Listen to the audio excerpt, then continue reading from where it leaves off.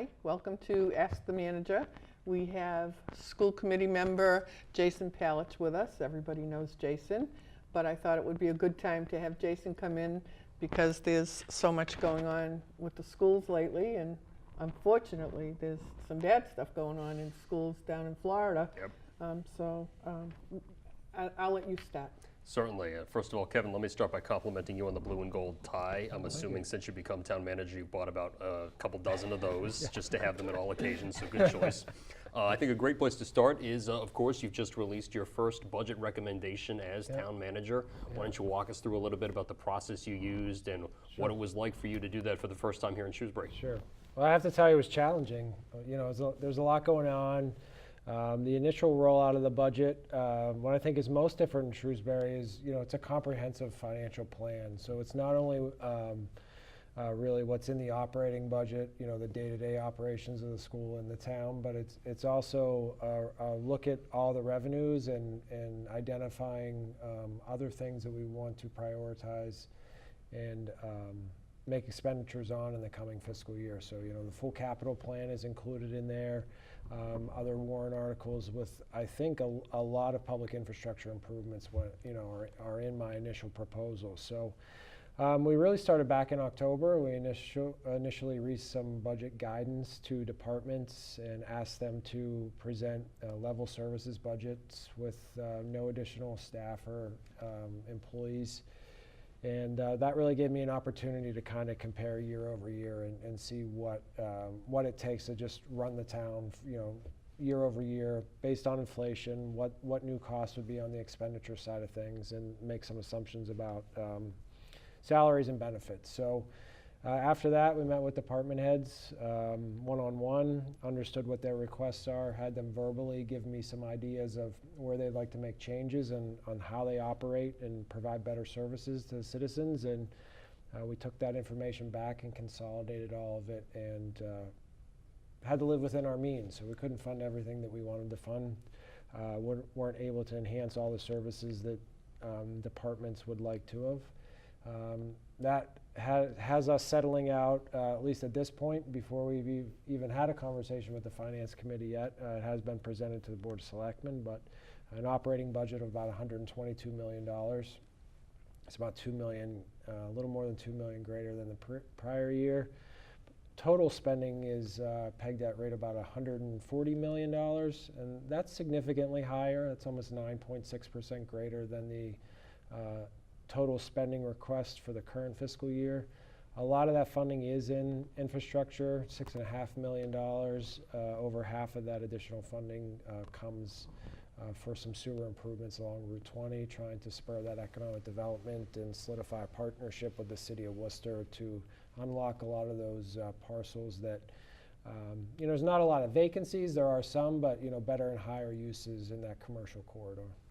Actually, sticking with that topic, we'll come back to budget in a minute. Route 20 has always fascinated me. I actually grew up right near there, right off Cherry Street.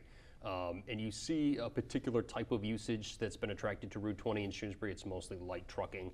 Do you have any sense that any other type of industry or commerce might be interested in Route 20, or does development along the Route 20 corridor in Shrewsbury in the future look much the same as it does already? Well, I think development is currently inhibited by the lack of sewer and lack of infrastructure. So you see a lot of, I think, low intensity uses, the light trucking, you know, not a lot of employees, kind of a, you know, a transient based business, you know, minor retail interaction type businesses. What I would like to see happen and develop along the corridor is, you know, higher intensity commercial type uses, whether that's, you know, some industrial type uses or just office and business spaces where, you know, employees are there on a longer term basis. I just see, you know, the sewer in and of itself, you know, really limits what can, you know, the demands that those buildings can place upon the public infrastructure. And without sewer right now, you know, septic systems are really limited, you know. It just doesn't lend itself and provide a very habitable environment for the type of business uses that we'd like to see. Not that we don't respect and appreciate those businesses right now, but I just think that a lot of those businesses look and feel the way they are because there wasn't much other opportunity within the corridor. Certainly. Jumping back to budget, actually, what do you see as next steps in this process? Obviously, in the past, there's been a lot of give and take between the town manager and the school committee and other departments as things shook out over time. I know that a goal of yours this year was to sort of put as much on the table right now as you possibly could. Do you anticipate any significant shifts in revenue over the next few months? I have to kind of assume the answer to that is no, and where you might have some small ones, what do you think those might be? Yeah, so I think the answer is no. I really do feel that the revenue and expenditure plan is not going to change a lot between now and May, with a few minor exceptions. The biggest being state aid. So if they're right now the governor's budget has $20 per student in additional Chapter 70 aid. So if that number was to significantly change, then we could see some, I guess, substantial changes within the funding, maybe a couple 100,000 or so more. So that would all go over to the school side of things. Outside of that, I don't see any other revenue changes. There may be some minor adjustments within expenditures. For instance, we're using estimates for general insurance, general liability insurance, health insurance within the budget. Those are substantial line items, $10 million for the general insurance, a little less than $1 million for the, $10 million for the health insurance, a little less than $1 million for general insurance. So we tried to be conservative so we don't have to go looking for additional money. So we may be able to roll back some funds out of that. But I in my conversations with the Board of Selectmen, my conversations internally with the superintendent and Assistant Superintendent Collins was that, if there, in the past, there have been a lot of changes and, the process has lent itself for some significant swings throughout, I don't think we're going to see that this year. And I really think the primary difference is that everything's coming out later. So it's not that, the previous manager, or the previous approach was really any different than mine. It's just, we had the benefit of another, month in the process. And we have a little bit more information on hand now than maybe when the prior budgets had come out. In terms of local revenue sources, setting aside the property tax, have you seen or observed any changes in any of our local revenue streams, or is everything much the same as it has been the last few years? Everything's really the same. When we look at local receipts, the largest category within local receipts is motor vehicle excise. So that's continued in kind of upward trend along with the greater general economy. It's really a litmus test of the general economy. When the economy's well and interest rates are low, then people are willing to buy cars. I do have a little concern about that as interest rates do start to rise and people go to the car dealerships and see that they can't get 1% or 2% on a new vehicle. They may opt for a used vehicle or something a little less pricey, which means that that excise, which is about $6.5 million of $14 million in local receipts, could start to flatten off a little bit. So we have to be careful with that. But water and sewer revenues, demands, those are all demand-driven things. They're all relatively flat, which is good and bad. It means they're predictable, but not a lot of growth within those. Tax revenue, we had the wonderful benefit of all the new growth from Lakeway Commons, within the last year, so that provided a good bump. We still have another good bump coming from the Lakeway Commons development. I took a quick peek at, what the tax benefit of that was on a real estate basis, and the Q3 tax bills, it was about $190,000 that came in from all the parcels that were redeveloped there. So it's not quite at full capacity, but it's getting close. So I have new growth at 900,000. This past year it was at 1.3. So historical trend in that's about between 600,000 and 700,000. So everything's predictable and still very strong, but we kind of have to be careful. The stock market correction of the past month, isn't the end of the world, but we just have to make sure as interest rates go up and some of our revenues are dependent upon that. We also have the restaurants in Lakeway that will contribute to the tax excise revenue. tax, correct. Right. And actually, you bring up an interesting topic.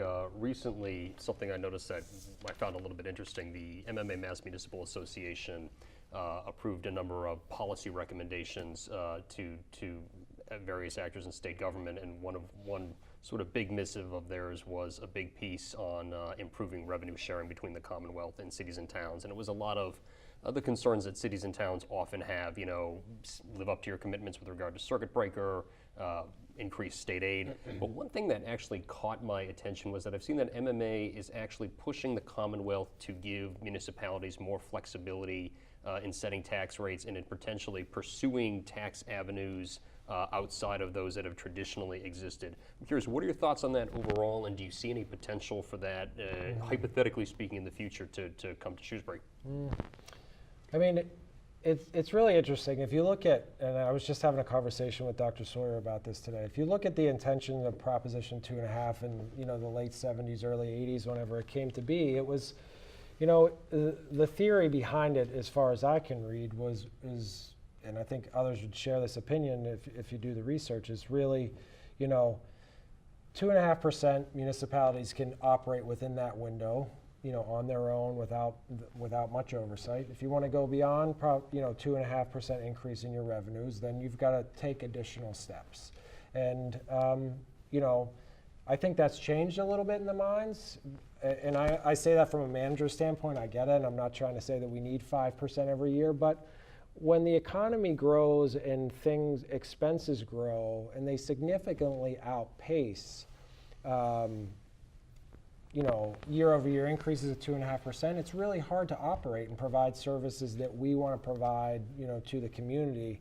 And then if you also look at, we're heavily based upon personnel within the municipal side and the school side. So 80%, just a rough number, is based in personnel costs. And to keep and retain people in good economic conditions is hard. You know, the employees that we have that have been there for a long time and, you know, kind of believe in the mission of the organization and want to do good things and are comfortable and are highly contributing, you know, yeah, 2% is fine. But the biggest challenge is recruiting new employees from the outside and bringing them in within our current means. And that just becomes difficult whenever you can only raise revenues by 2.5% every year. And I'm not saying that Prop 2.5 should become Prop 5.5, but I'm just saying other means of going to town meeting and asking them for additional revenue sources, whether it's other local option taxes or whatever may be on the table,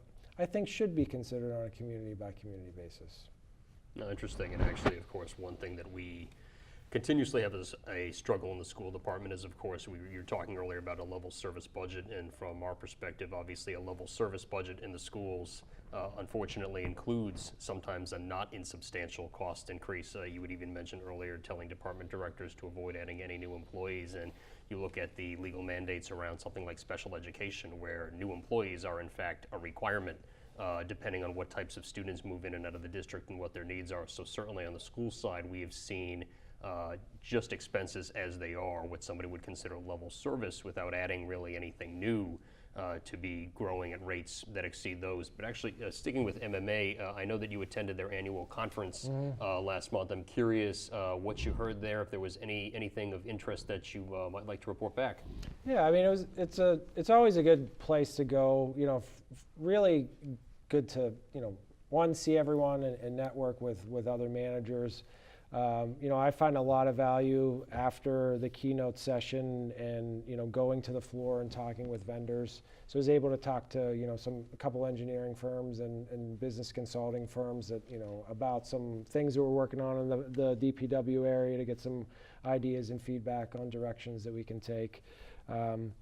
You know, the afternoon session on Friday, I did only stay for Friday. I attended a community or citizen engagement session in the afternoon that was led by Lexington Town Manager Carl Valenti. So, you know, always good. I'm always looking for ways to kind of make sure that, you know, town meeting is a great process in most states, you know, throughout the country. You know, if they have one person show up to talk at a budget hearing, that's like, you know, it's an amazing thing. And we have a great process where we have a lot of people engaged through a lot of different means, but I'm always looking for new and innovative ways to do that. So There's a topic about that I was interested in, and I attended that session that was about citizens academies and kind of, setting up groups and taking time from staff to kind of educate the community about what they do on a day in, day out basis. And it kind of allows people to, to understand that, these aren't just numbers that we throw on paper and, their tax revenue or their tax dollars just go to the government. It's all these services that we provide. It's how we provide it. It's what we're mandated to do. It's what we need to do to continue to make Shrewsbury a desirable place. So I thought that was a great session. Outside of that, the keynote speaker, David Brashears, that morning was fascinating. He is the IMAX Mount Everest filmmaker, so he told his story of lugging that gear and his team. It was really a story of teamwork and how to build teams. So that was very interesting. So it's always a good day. Did he make it into a metaphor for municipal budgeting?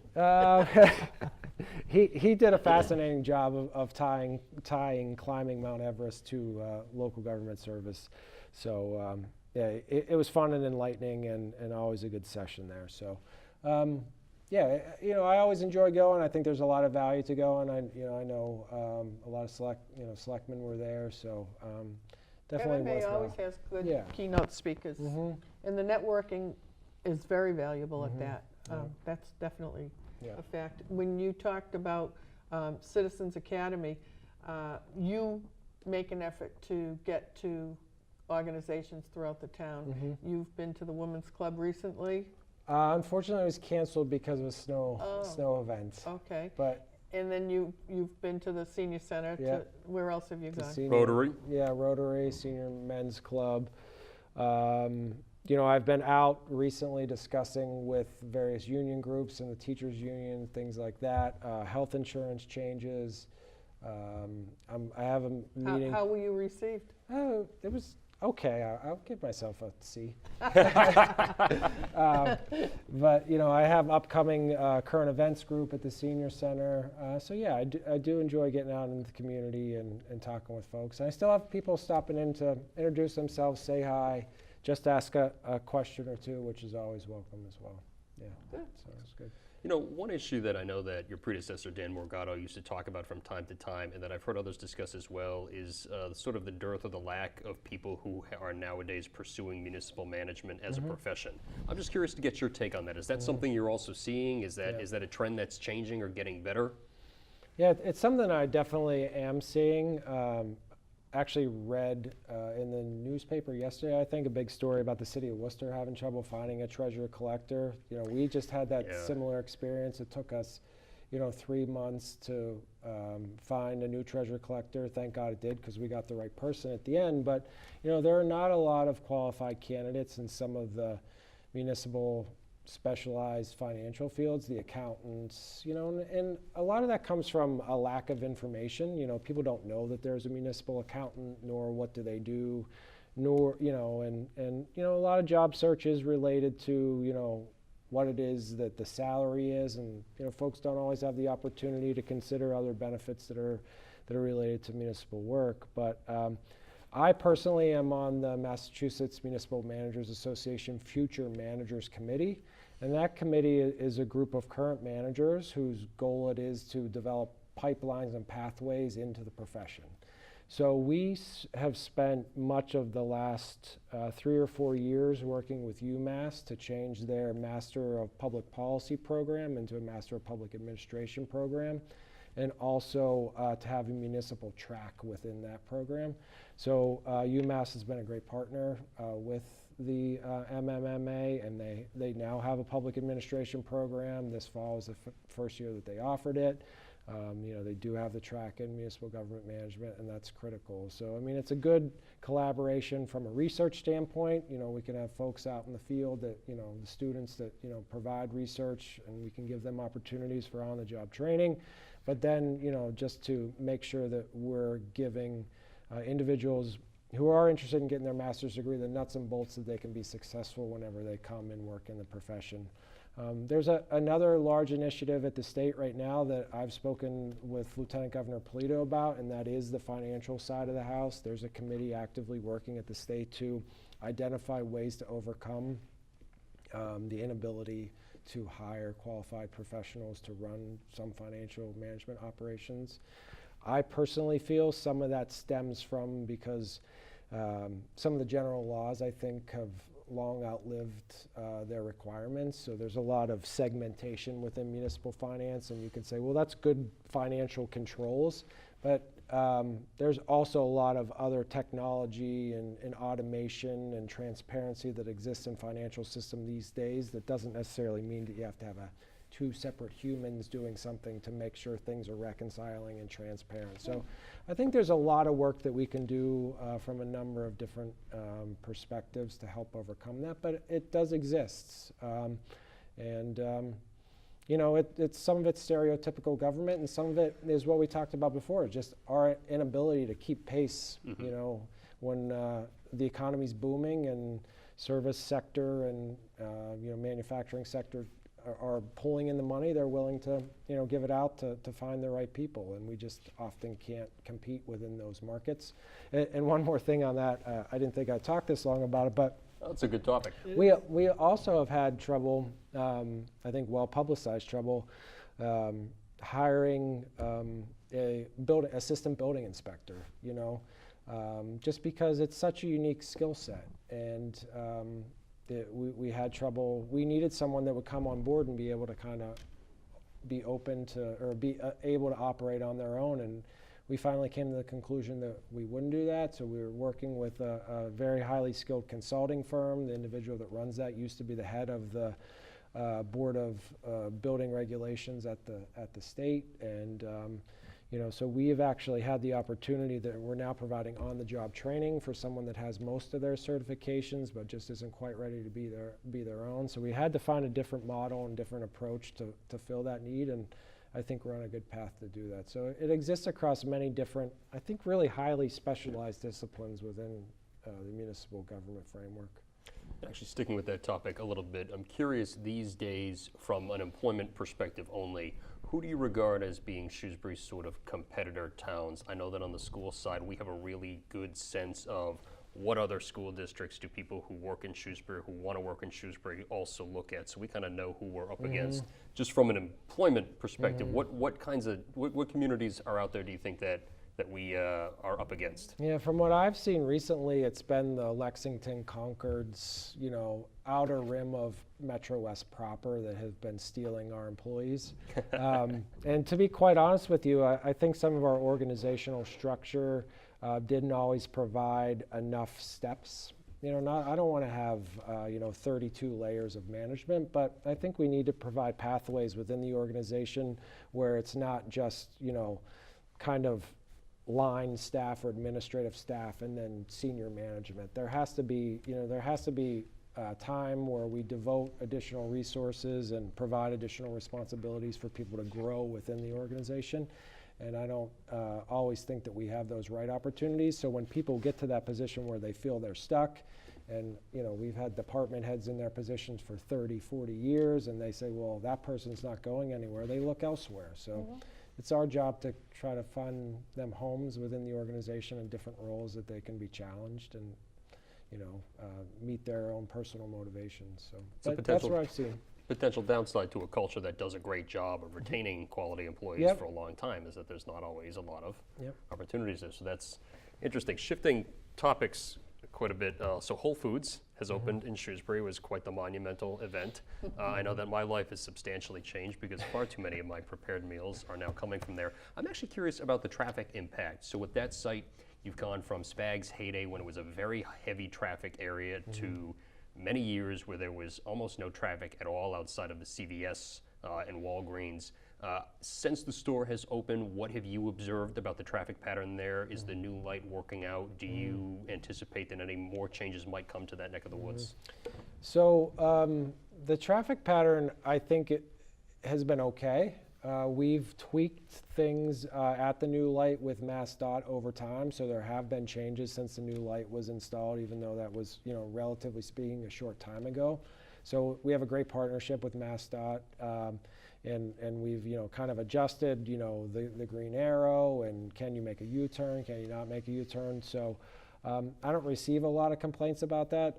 I think we need to give recognition and kudos to Grossman Development for kind of taking on the installation of that traffic light, recognizing that there was a concern that was within the public sector and the public right away, but as a developer making substantial changes in the area, they stepped up and invested in the public infrastructure, which I think helped. Without that light, we'd have a lot of headaches there and a lot of unsafe traffic movements.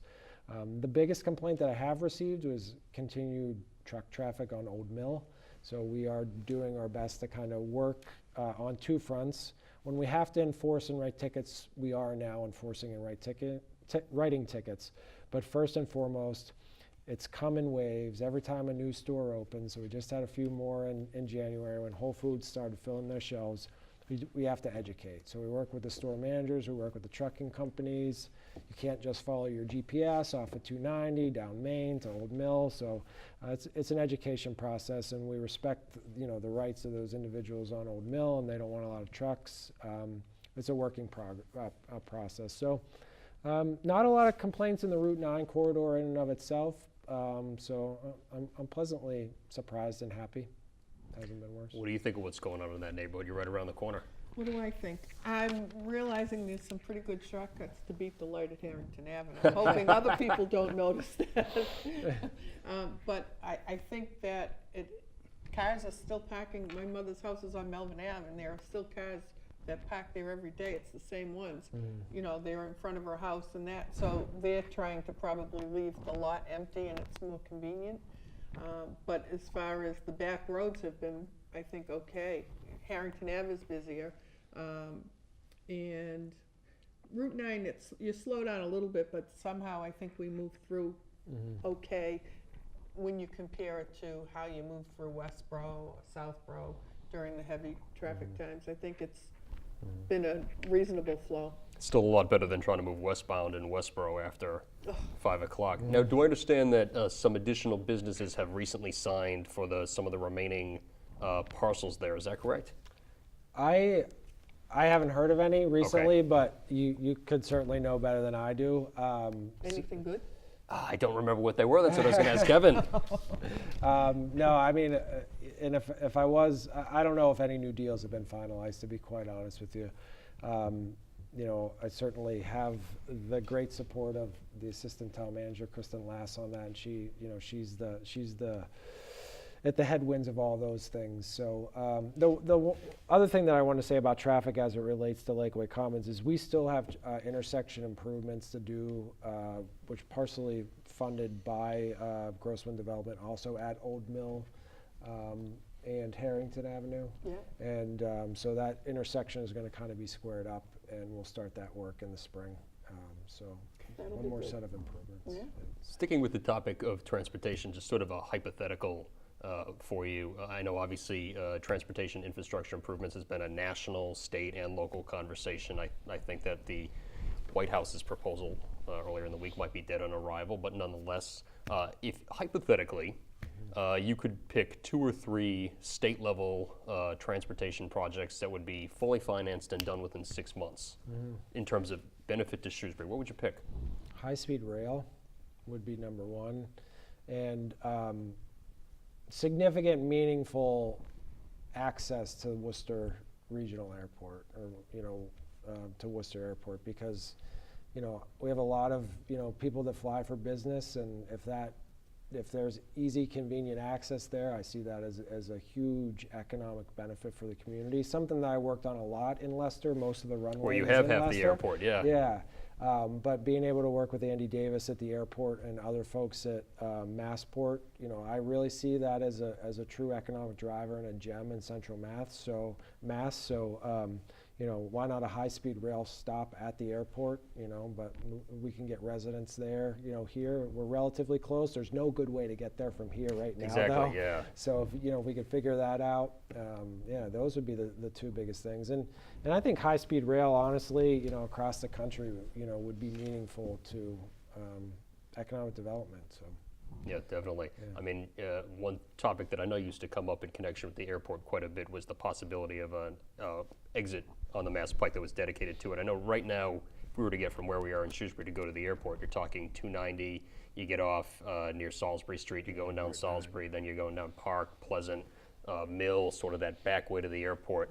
Are you hearing anything at the state level that portends to any significant investment in transportation access to the airport, or is it just sort of on the back burner I right haven't. now? You know, we had some discussions when I was in Leicester about it, but it's an uphill battle because of the maturity of the neighborhoods that surround the airport, and you know, what lies between the airport and those major thoroughfares that you referenced. It, you know, would take a monumental effort to, you know, put something significant in there. I mean, I think the corridor, if it would exist, maybe not be that beneficial to Shrewsbury. If you look at, you know, how it is developed, there is access kind of in from the south and in through Leicester. Like 56 maybe? Yeah, Route 56, something like that. You know, hopefully no one from Leicester's watching this. I was going to say, I doubt that would be particularly popular Yeah, there, but that wouldn't be too that would have to popular be where there. it would be, wouldn't it? Yeah, I mean, if you're going to connect into the Pike, you know, basically down there in Oxford, or Leicester town line, and then bring it in that way.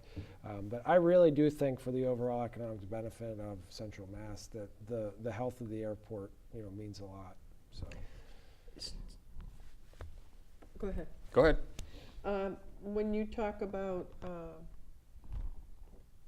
God, I lost my train of thought on that one. Go ahead. Tell you what, I'll jump in. That's sticking with the topic of roads and transportation. I know the residents of the Toblin Hill neighborhood have recently had a relatively interesting experience where the bridge into the street has had to have been replaced. I know that they were going to commence the bulk of that work in late January. Mm-hmm. What's the status of that project? Yeah, so the bridge is down, or nearly the whole way down, so everything's kind of being shored up on site.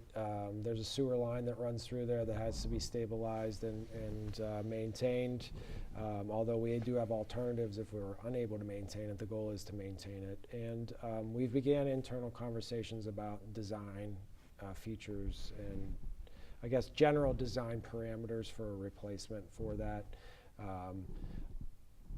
Outside of funding, if funding out without being an object, we would be designed and ready to have funding discussions in about 12 to 18 months from now. So we do think, at least I do think, that we need to look at replacing the bridge. The current nursery drive that comes out of there just isn't going to be a long-term option for that neighborhood in and of itself. So we do have to work with our partners at the state and other funding sources to see if we can replace that bridge. And it's been a while that it's been inactive at this point, so yeah, but it's down. I was so into your discussion, I forgot my question. But what, when you talk about bringing business to Shrewsbury, and you talk about the airport, do you have any specific site in town that you've identified as what you would want our focus to be? Our Amazon site.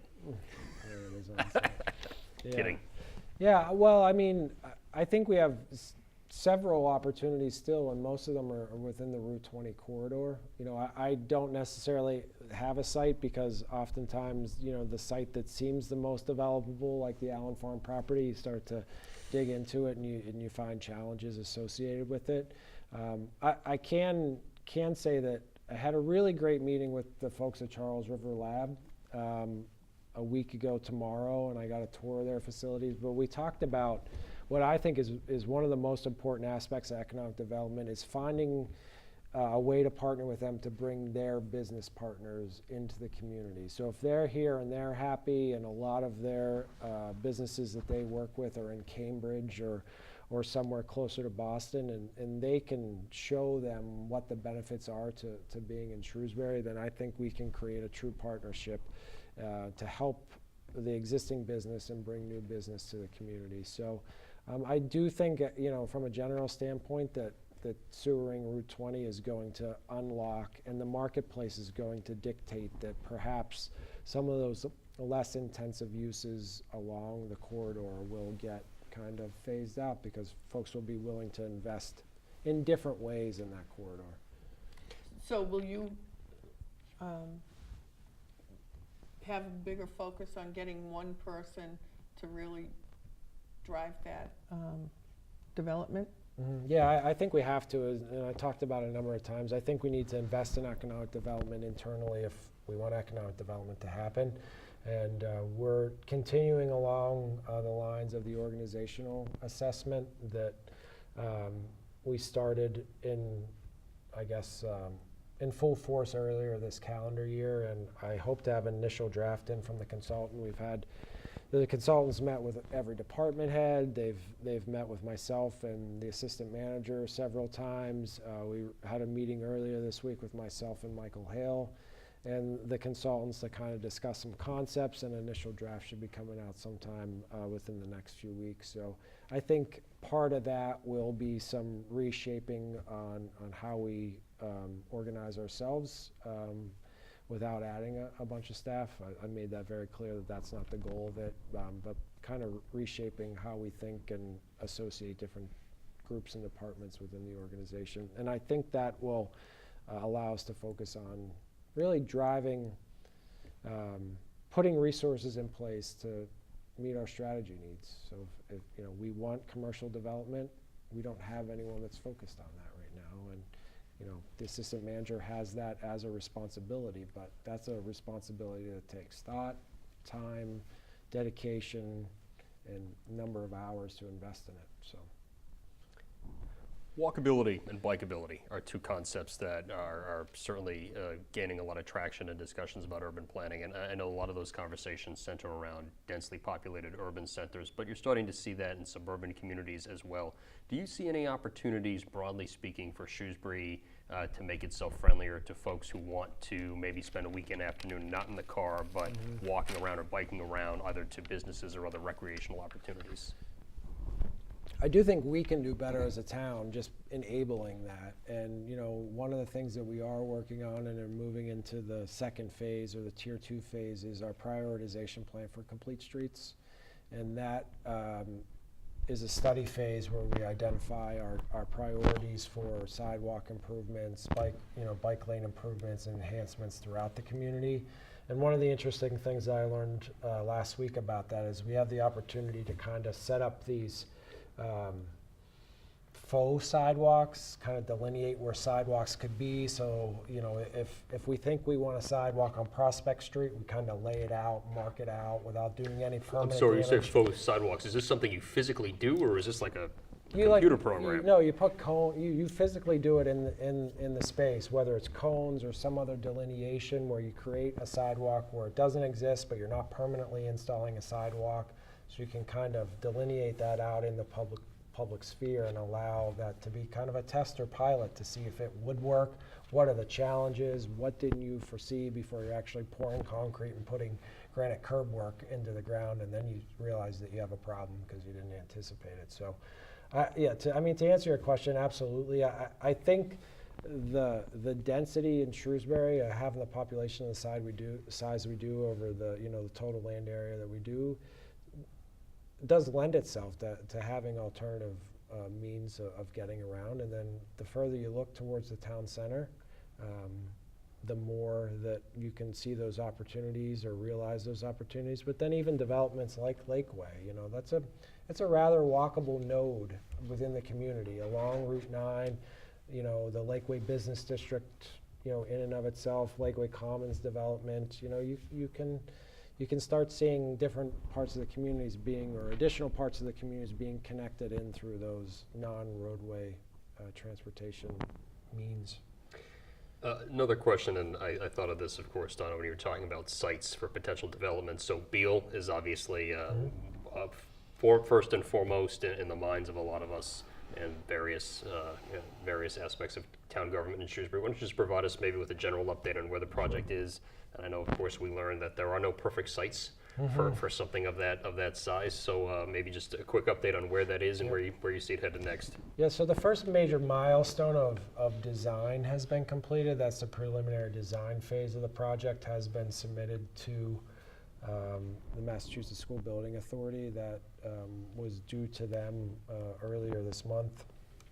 And that really gives us kind of the overall potential footprint of the property.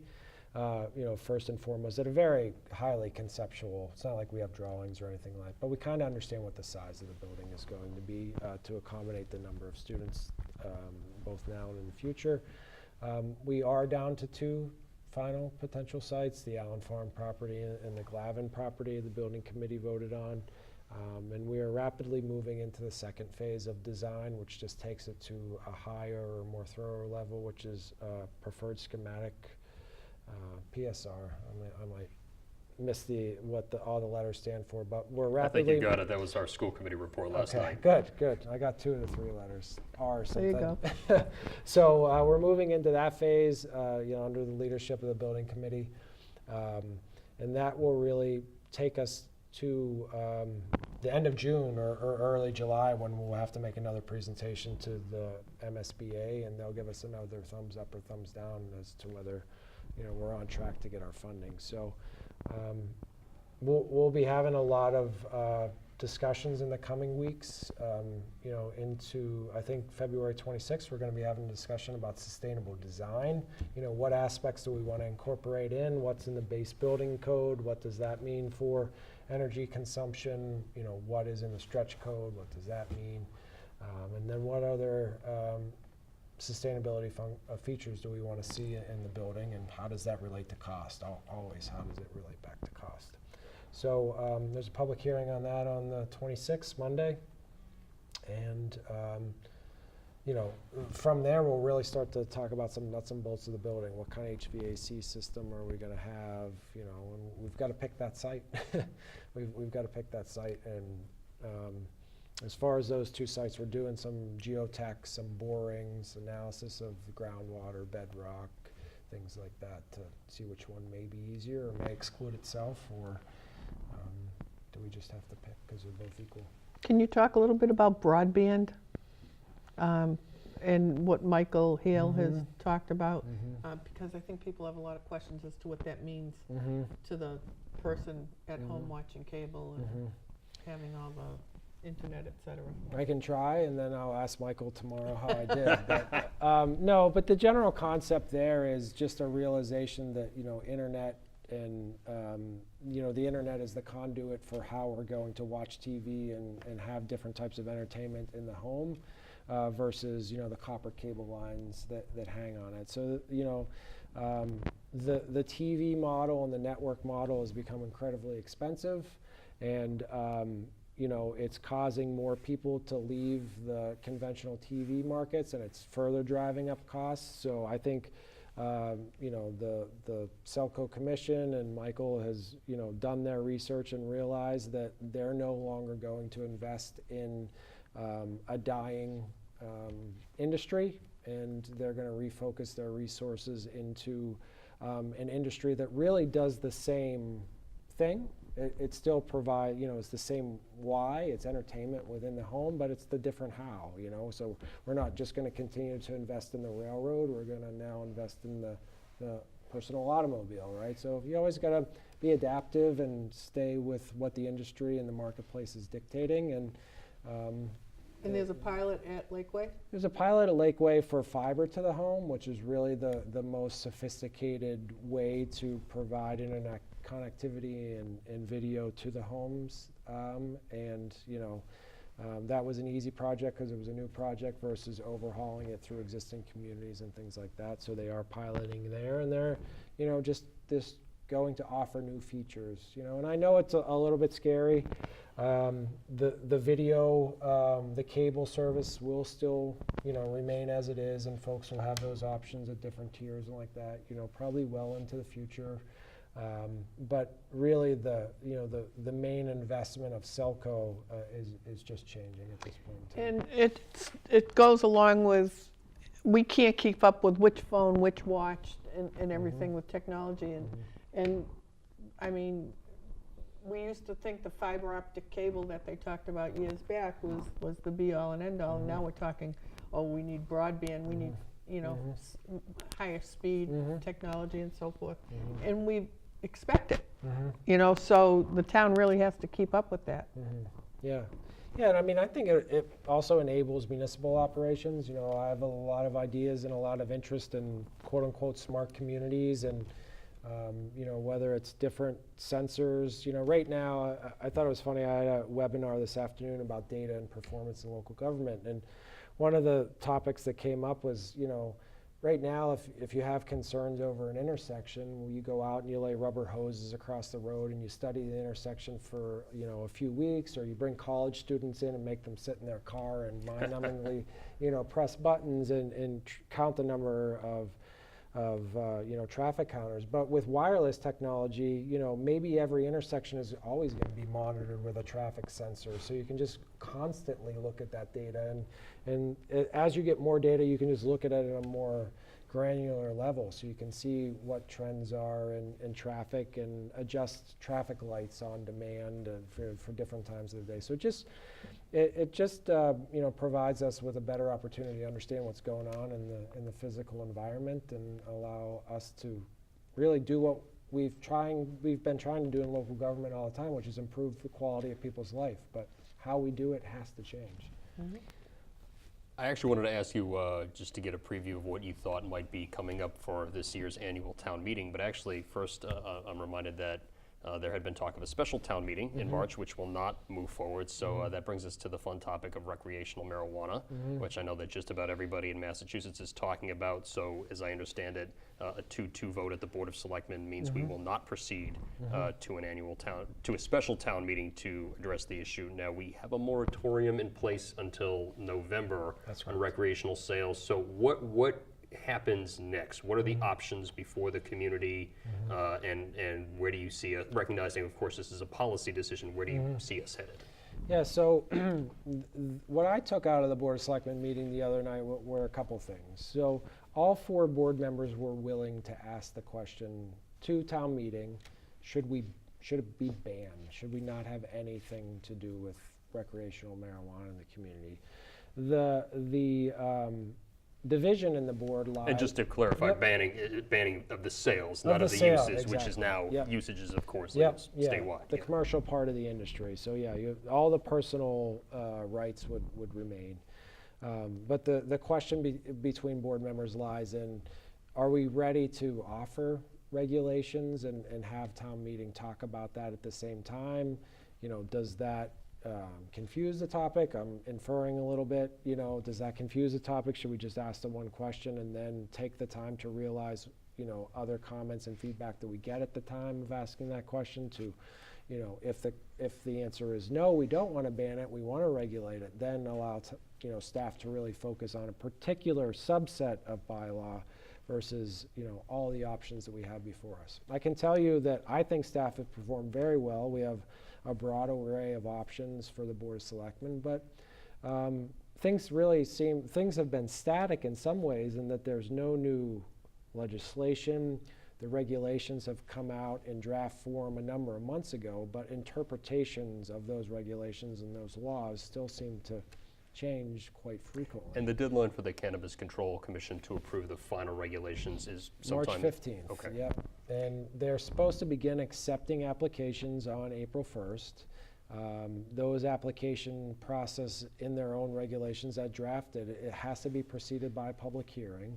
So really until March 15th, I guess conceivably, if nothing would change, March 16th, someone could have a public hearing and then apply for April 1st. But I'm very confident in the protections that we have for the moratorium through the end of November. I'm not worried that there's some loophole or something scary is going to happen. So I think the deliberation of the Board of Selectmen, although unique in some ways in that there's a split because we have one member that's not allowed to participate, I think it is consistent with what this board has always done, which is taken their time and made the right decision. And I think that's what they're doing. And I don't think anyone should conceive it as anything else besides that. So I don't really see a special town meeting occurring, on the topic. Maybe we'll have the opportunity at the annual town meeting to incorporate it into that agenda. I could be very wrong.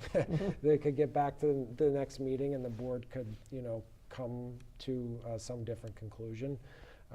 But we are working to kind of refine the bylaws and provide more granularity and make a more thorough recommendation from the staff level that we hope, and always, it's what we do. We try to inform the board to make the best decision that they can for the community. So everything's fine. You know, everything is, you know, we're not missing any major deadlines that's going to put us at risk. But the deliberative process has to continue. Sticking with the topic of annual town meeting, outside of course, the budget and the other articles that come up every year, what do you see coming down the pike that might be unique or a big issue this year? I haven't heard of any, you know, major zoning change issues. It's going to be a lot of routine. You know, the biggest investment, which is a part of the budget proposal, is, you know, is the community willing to invest, you know, somewhere around $6.5 million in sewering Route 20. You know, we have those funds on hand. It's not an increase in rates. You know, the sewer surplus fund has that capability. So, you know, should we make that investment and try to bring additional development improvements in that area? But from a general bylaw standpoint, you know, previous years have had things like nuisance bylaws and bag bans and things like that. And some of those came from petitions, I understand that. But I don't have anything new or exciting to report at this point, but you know, we'll really get into that discussion. The first draft warrant will be presented to the board about a month from now on March 13th at their meeting, and they would sign it their second meeting in March. So we're really just getting into the thought on that and nearing the deadline for citizens petitions and things like that to see what else may be on the table. I'm down to my last question, but it's a very important one. I got to ask you about a rumor, and you might not know the answer to this, but is it true we're getting a second CVS? It is, yeah. I'm excited. Yeah, so second South Street. Yeah, it's South Street intersection live, with of Kia. course. Yeah. So I mean, the existing at Harrington there is not going away. They will be developing a second CVS. The old Kia has been torn down. Yeah. And Building. you know, those. And so we'll be the site of the old Kia dealership Yep. where the new CVS will be. Yeah, right at the corner of Route 9, across the street from Price See, the Chopper. Harrington Ave one is becoming my subconscious excuse to go to Whole Foods again. Yeah. So yeah, and you know, recently up in that area as well, a couple of the car dealers, the Audi and the BMW dealer, was exchanged hands from the Wagner Group to the McGovern Auto Group. We know that there's another car dealership that's in the pipeline for that area as well on the Wagner side of from the Wagners. So you know, that continues to be a very productive corridor for the town. So traffic improvements are dragging on there, you know, at the Northborough line, you know, to make those improvements at Route 9. As far as the acceleration lane and things like that. So hopefully those will go back in earnest once the spring rolls around. So go ahead. And actually, one last, the acceleration lane coming out of Wegmans, where I've personally been rear-ended 3 times, twice a week apart. Is that actually happening, or is that something that's still being? No, it's happening. Okay. Yep. Yeah, coming up on Route 9 there. So that would be coming from westbound Route 20 on the North Shrewsbury line onto westbound Route 9. That's correct. Okay. Yep. So there will be an enhanced acceleration lane. You'll notice the large sign for the Northborough crossing, or whatever the name of the plaza is, has been moved. Okay, that's why they're to the doing east. that work. Yeah, so that's all to make room for those traffic improvements in that area. Gotcha. So I'm of the age where I received this senior booklet in the mail. Must be an error. No, so it's the senior edition. It's actually very interesting, and seniors are very busy with activities, but one really important item, well, there's a few in here, but one is about the senior wellness check-in program. And so if someone is a senior and they live alone and they don't have daily contact with people, they can hook into this program through the senior center where they communicate daily so that people know that that person is okay. So I think that's a really valuable program, and it's probably not at a large cost or any cost. So I thought that was good. And the other important piece that I think seniors need to know about people getting close to retirement is there's a SHINE program. And I noticed that John Lukash is the SHINE representative, and that program can be extremely helpful for seniors when they're trying to choose which health insurance to have, because it gets so confusing, speaking from experience. And So it's good to know that there's a strong program at the senior center for that. I think it's important for people to know. Yeah, individuals, on the SHINE program, individuals can call the senior center and schedule an appointment. You know, it's the whole Affordable Care Act, Medicare changes. You know, that individual, whether it's John or someone else, you know, knows a lot about this, is certified counselor in those areas, and really is able to sit down and provide one-on-one advice.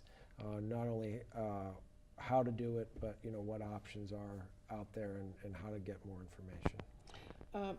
So there was the shooting, the terrible, horrible shooting in Florida yesterday. And there's been talk that from January 1st to now, there's been 18 school shootings. And, you know, you wonder, can you keep track of all the schools where this has happened? Because it's becoming so common. And there's been 300 school shootings since Sandy Hook. 300. That's unbelievable. So that's just horrific. But what brought the discussion to my household was, is Shrewsbury prepared? Because these students did have, since after the first of the year, they had they didn't have a drill, but they had a lot of discussion, and maybe you could tell us. I'd actually like to jump in and just compliment the town manager and the superintendent for the work that they've done, leading a coalition that includes Stephen Rocco from Shrewsbury Public Schools, the police chief, making sure that we're consistently, constantly reviewing our safety policies and procedures, making sure we're prepared, running drills. Actually, my first year on the school committee was during the horrible Newtown massacre, and I remember around that time we set up a commission of folks who lead not only representatives of law enforcement, but also residents with a security or a law enforcement background. So I want to say that Shrewsbury has been very proactive on both the school side and the municipal side, not just putting plans in place, but constantly reviewing those plans, constantly drilling, constantly assessing situations to make sure we're prepared. And the sad reality is that we're never going to be able to be prepared for every situation. Right, but are the students educated too? Absolutely. And because it was impressive to see the students as they came out of the building, as chaotic as it was, you could see that they obviously had some education about it, because their hands were up, just the way they proceeded to get out. I found that to be incredible. Just this afternoon, today at 11 o'clock, or 9:30 this morning, we actually had a tabletop exercise at Sherwood Media Center, a reunification exercise, which is very critical when these things happen. It's, the goal with, town and, police and fire and school officials, that we all know what our role is. That we're prepared. We have to be flexible because these circumstances are always different. Just to clarify, reunification is connecting students and families after an emergency has. Right. So what happens if an event is here? Where do we take students, and then what is the process that we make sure there's a proper exchange of custody back to the family? And it's also educating the parents that we don't want them rushing to the school. We know you care about your kids, but we have to do it. So I can't believe we're out of time. I just wanted to congratulate Sean Lawler also, who attended the Chief Fire Officer Academy, and you were there, but we can't even talk about it because we're out of time. So thanks for watching, and we'll see you next time.